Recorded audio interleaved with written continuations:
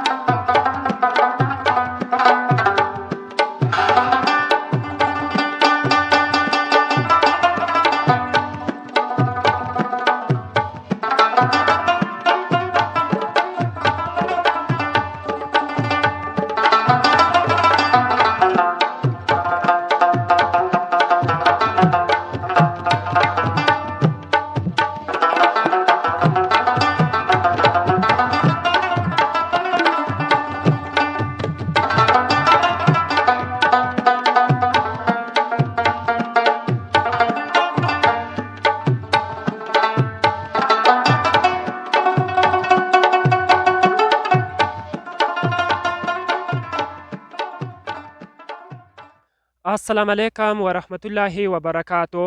وعلیکم السلام محترمه، ښې جوړې صحتونه دې ښه دي چې په خیر مو ستاسې غږ واورېد. څنګه د صحت دی؟ الحمدلله تر دې مهاله خو موږ ښه صحتمند یو چې ستا صحت د الله نه غواړو چې ته روغ جوړ وي. مننه. کور دې ودان. موږ هم د الله تعالی څخه راضي یو چې تر دې دمه پورې یې روغ صحت راپېرزو کړی ده. که خپل ځان را وپېژنې، لیدونکو سره خپله پېژندګلوي چې دا وکړې.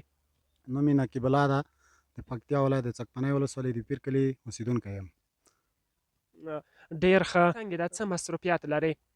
تر دې مهاله هم مصروفیت مې دا دی چې تر 14 ټولګي مې زده کړې کړې دي. د څمکنۍ په لیسه کې په 1489 کال کې رسمي دنده مې استاذۍ اخیستې ده. که راته ووایې چې د تاسې کلی په کوم نوم سره یادیږي او د تاسې کلی څو کوره ده او څومره زراعتي ځمکه چې ده لري؟ مننه کو. د موږ د پیر کلي په نوم سره یادیږي چې اوس په دوو برخو ویشل شوی دی، یو د پیرانو کلی دی، یو د اندلخیلو رغه کلی ده. په دوو کلو تقسیم شوی ده.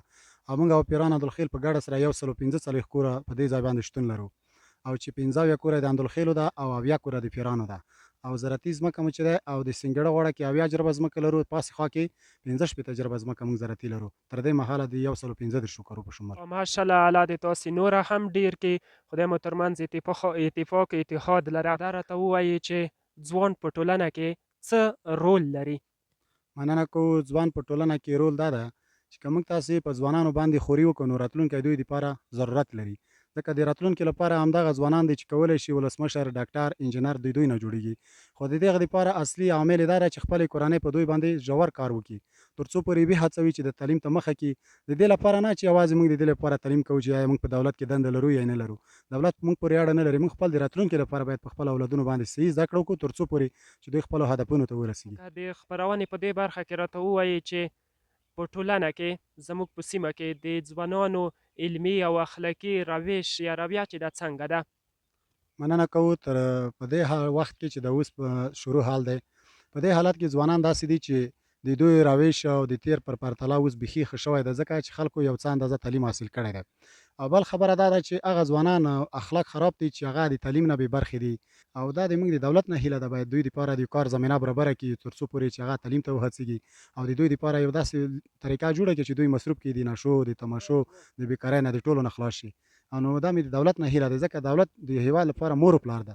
کولی شي چې دوی د هر اړخه چې وي د دوی دپاره یو مصروفیت پیدا کړي، تر څو پورې چې ځوانان بې تعلیمه هم پاتې نه شي او اخلاقي روش هم برابر شي، د اسلام د چوکاټ سره برابر شي. زما د هېوادوالو د ځوانانو لپاره پیغام دا ده چې تاسو ټول ځانونه مصروف کړئ او تعلیم ته ډېره مخه وکړئ.